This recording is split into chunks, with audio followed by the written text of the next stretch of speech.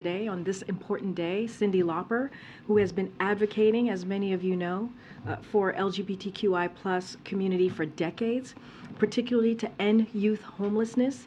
Cyndi will be performing this afternoon, and I thought I'd invite her in front of all of you all today to say a few words. And Cyndi, thank you so much for coming. The podium is yours. Thank you. Hi, I just want to tell you I came here because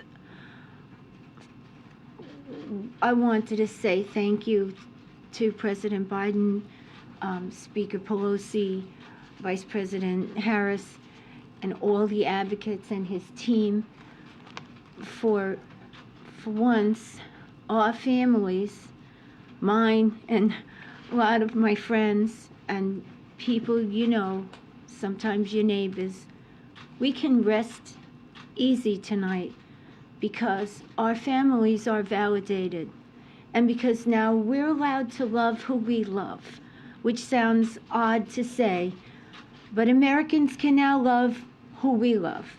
And bless Joe Biden and all the people that worked on this for allowing people not to worry and their children not to worry about their future.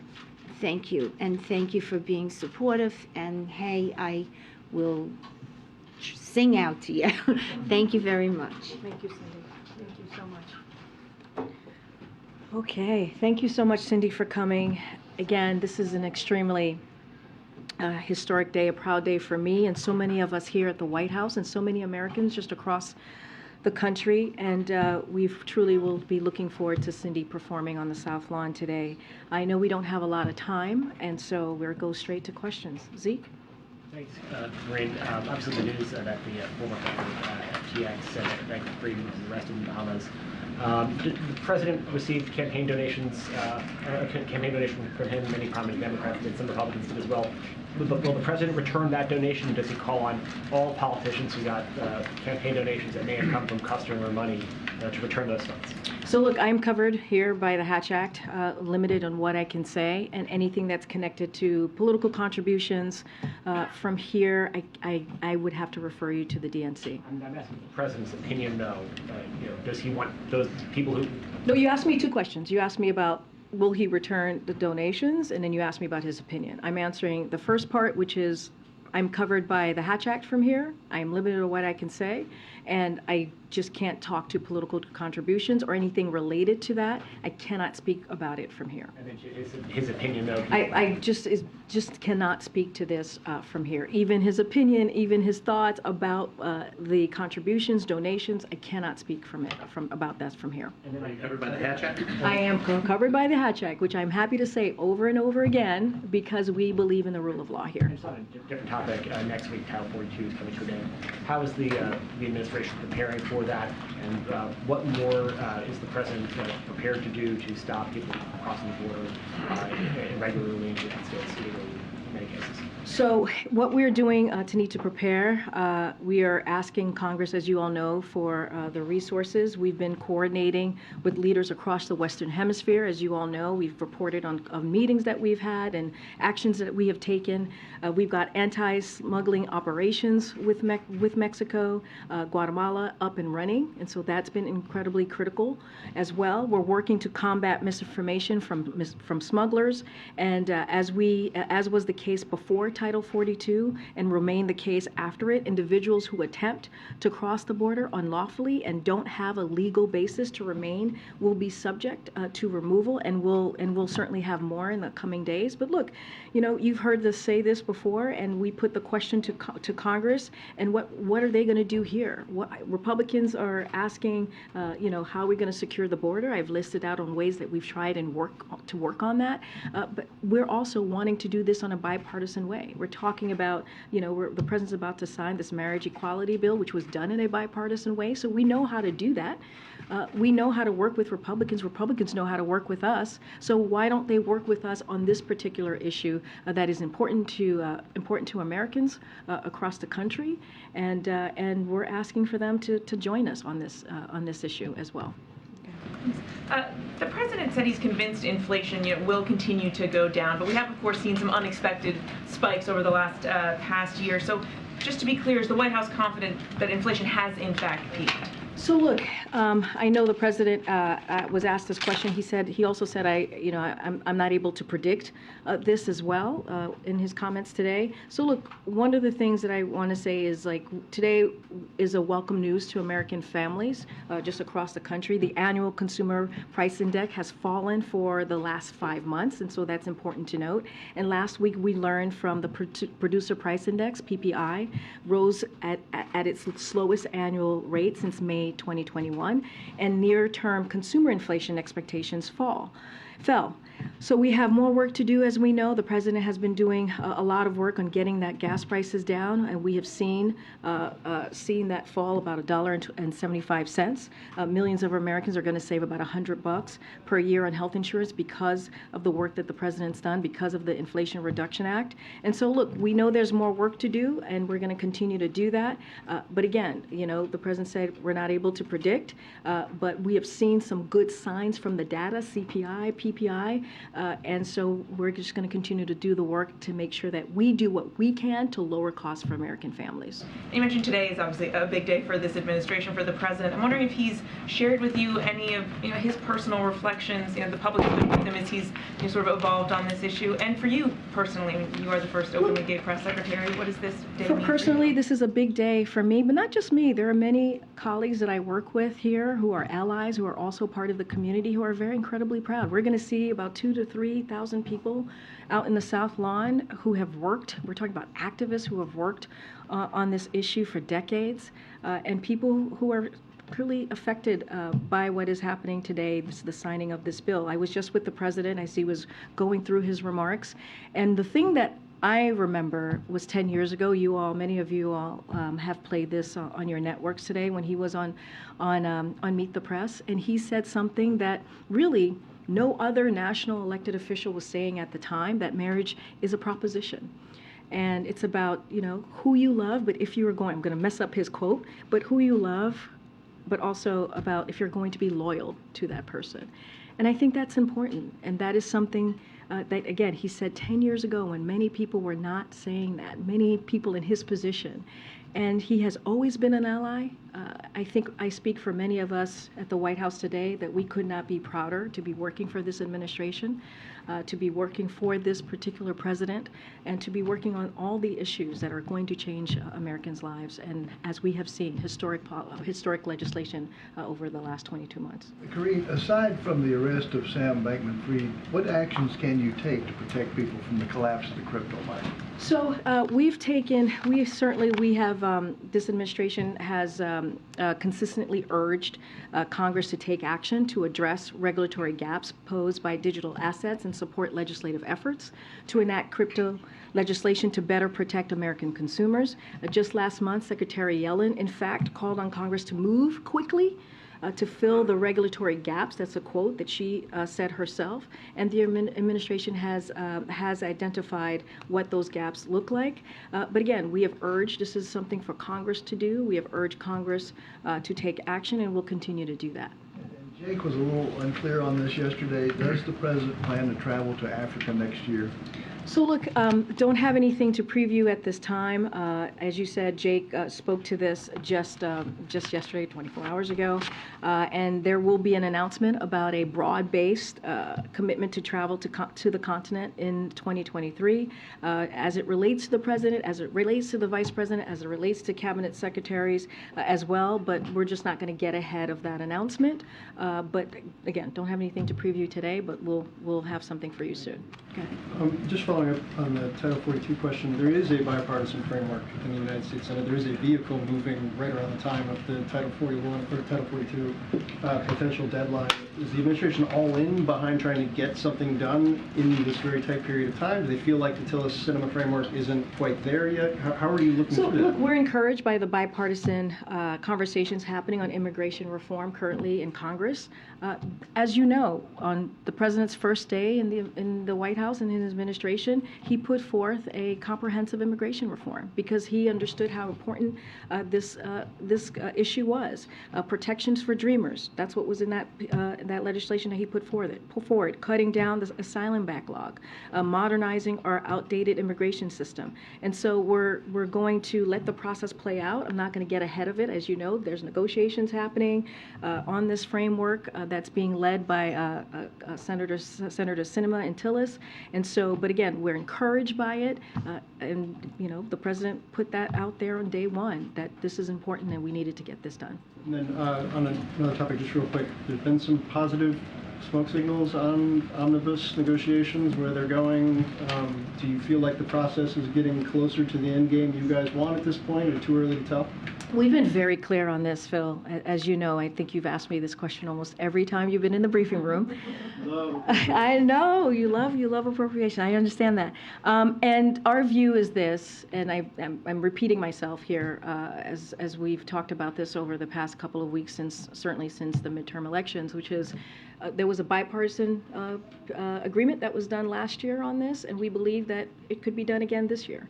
And there's enough time to get this done. This is not a partisan issue. We're talking about bipartisan issues here when we talk about the American people, national security, right? We're talking about public health, public education, all key issues that matter for all Americans across the country. And so again, we are just going to continue to encourage Congress to act and to get this done. Jim. Thank you. Does President Biden support or oppose legislation that has stalled in Congress to create a 9/11 style commission to investigate the U.S. response to the COVID pandemic?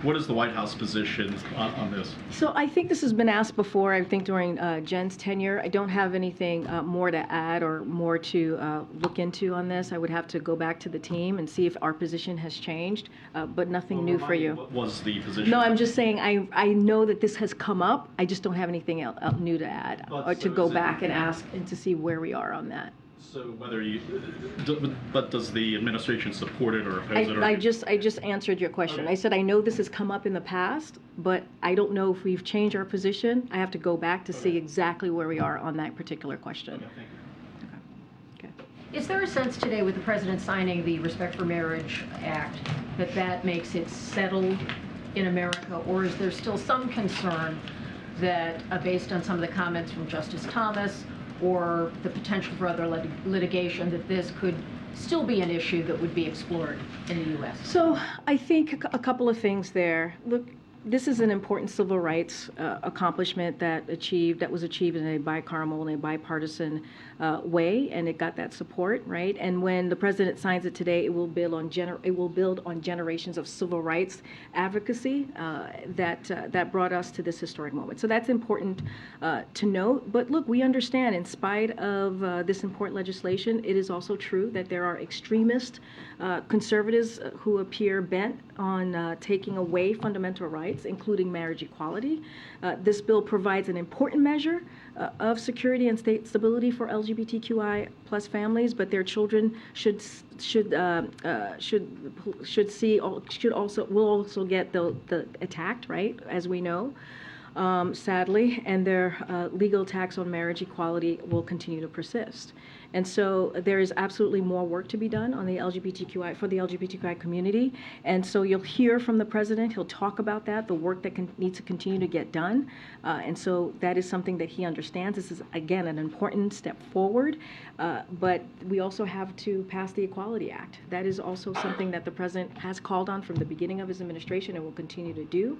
But we cannot ignore how important today is, how important this moment is, and how it actually builds on all the work that has been done across the past couple of decades. Thanks, Karine. Today the president talked about his economic agenda, saying that it was part of the reason why we're seeing inflation easing. Does he also credit the Fed and the rate hikes as a reason why we're seeing inflation ease? I'm just not going to respond to any actions that the Fed has taken. They are independent. We are never going to comment about that. We believe they have the best monetary policies to deal with inflation, but not going to comment on the actions that they have taken or the actions that they're going to take. The president, look, as we know, the president has has an economic policy, economic plans that we have seen him execute over the past 20 plus months that has shown to have been effective.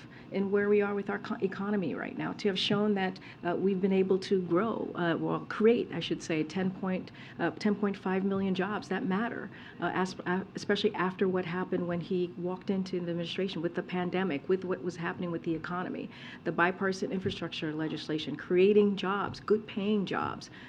And so that will continue. He feels, as you heard from him today, this morning, that we need to continue to make sure that we build an economy from the bottom out and middle out, and that we don't leave anyone behind. And so that's what he's going to continue to focus on. Fair to say that he thinks in large part it's because of his agenda. Well, we have said what we are seeing today with the economy being as strong as it is, and what we have been able to do with job creation.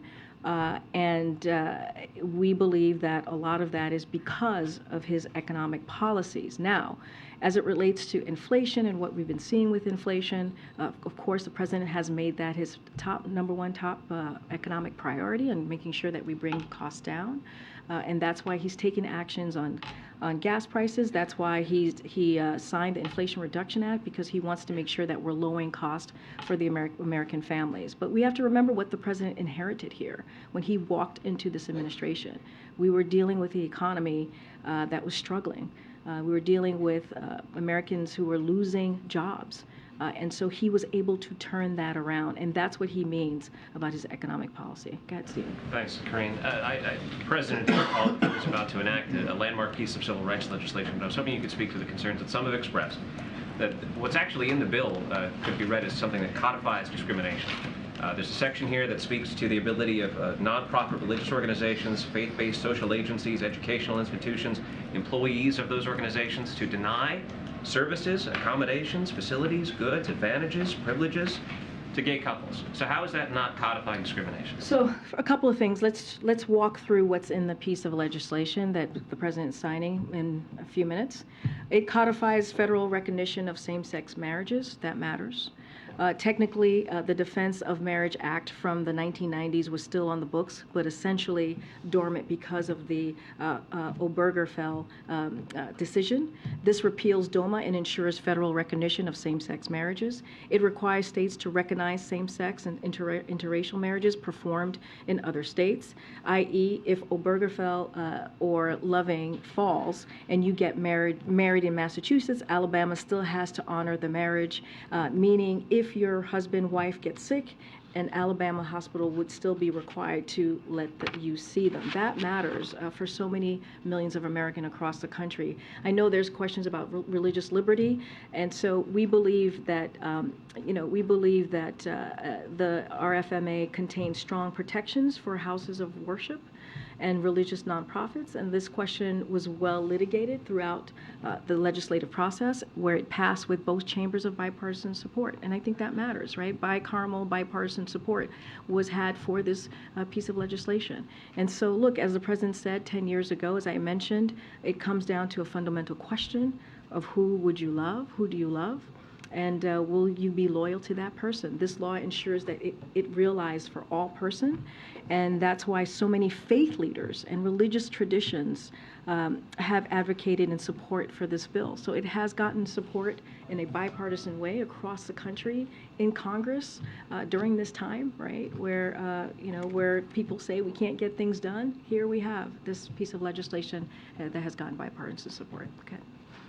Thanks, Karine. On immigration, how concerned is the administration that there will be this unprecedented surge of migrants trying to come across the border once Title 42 goes away?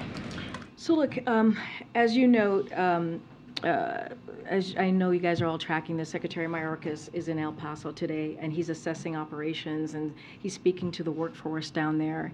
He's also meeting with local officials who have been incredibly important partners as we rebuild our asylum system. The Department of Homeland Security is working to quickly decompress what we're seeing in the El Paso area, for example, and safety and efficiently screen and process migrants to place them in immigration enforcement proceeding. Over the last 18 months, DHS has deployed enhanced automated processing system, automated surveillance towers, rescue beacons, and additional personnel to the sector.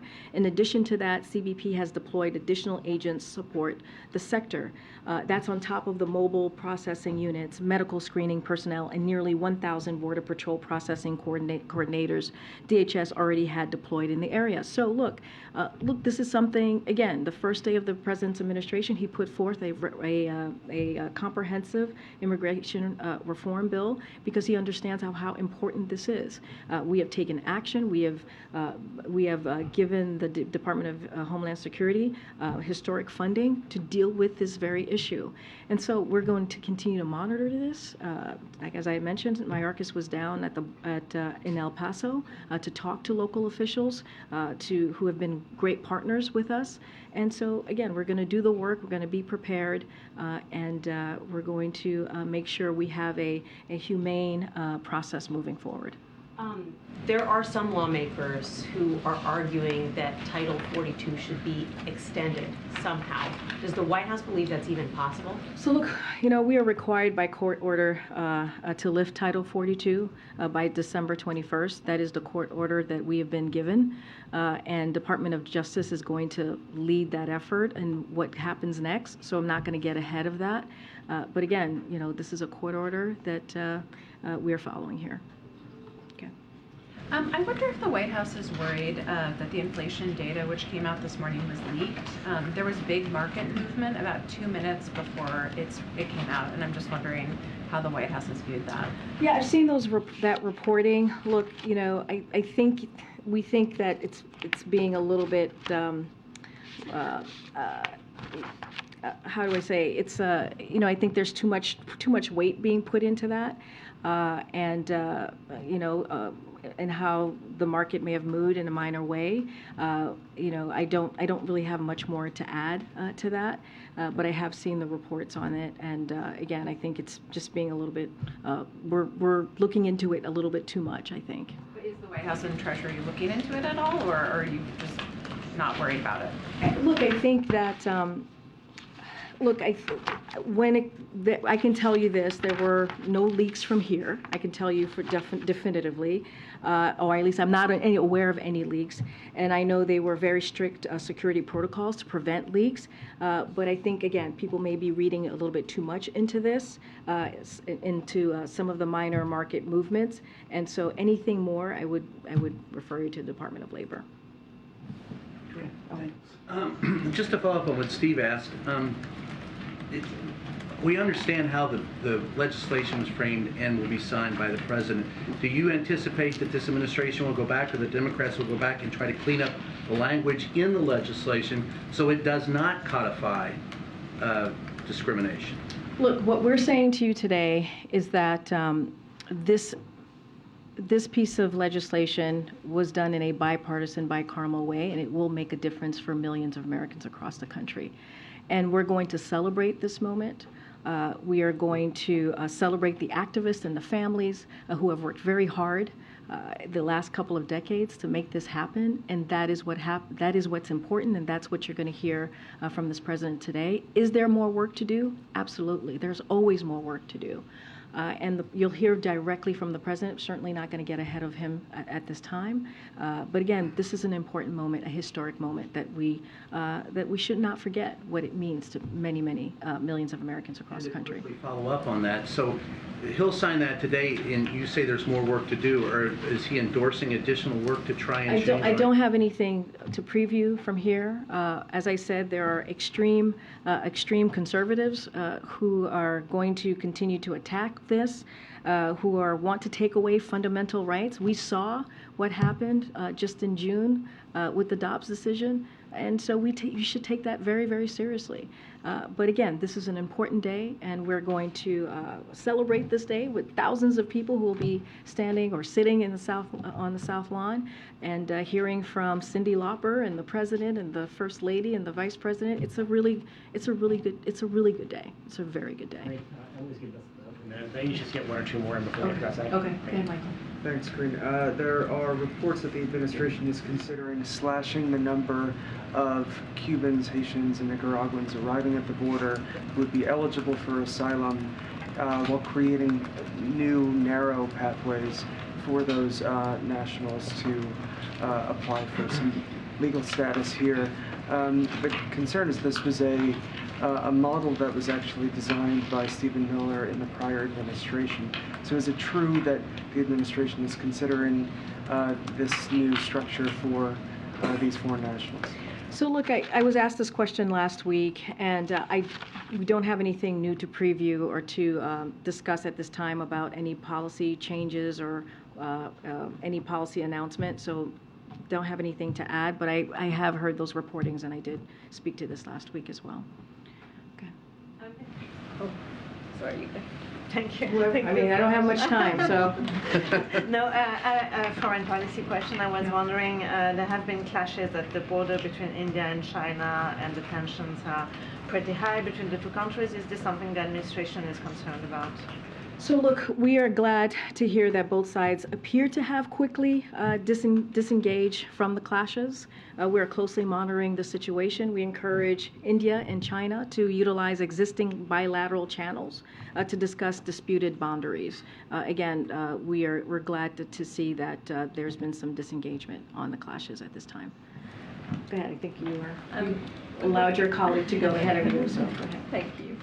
With Republicans about to take control of the House, are there additional economic policies the President wants to implement in the next couple of months? Look, the President has always been clear. He is working for the American people, American families, to do everything that he can to lower cost, as we're talking about the inflation that we're currently seeing as being one of his #1 economic plans here. And then, you know, as you've seen him act on gas prices, as you've seen him act on Inflation Reduction Act, we're going to see early next year the real effects of the Inflation Reduction Act as it relates to bringing down healthcare costs, energy costs. So the President's never going to stop. He's going to continue to do that work. He's always, you know, always happy to work with Republicans and looking to reach across the aisle, as we've done with the bipartisan infrastructure legislation, as we've done with the CHIPS and Science Act, in order to create jobs and bring jobs back, manufacturing jobs back to companies back to the country. And so we're going to continue to do that. That will never end or never stop. Okay. Is the White House whipping against Senator Bernie Sanders' War Powers resolution that's set for a vote in the Senate tonight? Look, we've spoken to this before. I don't have anything much more to add. I know my colleagues actually was asked this question last week. Don't have anything more to really discuss or lean into on this. Bernie Sanders just said that he's dealing with White House opposition to it right now, so just hoping for a confirmation of what all is going on there. So look, I'll say this. We're in touch with members of Congress on this. Thanks to our diplomacy, which remains ongoing and delicate, the violence over nearly 9 months has effectively stopped. As we have seen during this administration, the situation is still fragile, and our diplomatic efforts are ongoing. So we want to make sure that this is not impacted and the people of Yemen do not suffer, or that any of the progress we have made is overturned. Again, I really don't want to get ahead of the progress. We continue to work with Congress on this. We're having the conversations. I just don't want to get ahead of that. It sounds like you might veto that if it comes to I'm just not going to make a prediction. I'm certainly not going to make a prediction of what the President is going to do, is not going to do. We're having conversations with members of Congress, and I will leave it there. Thanks, everybody.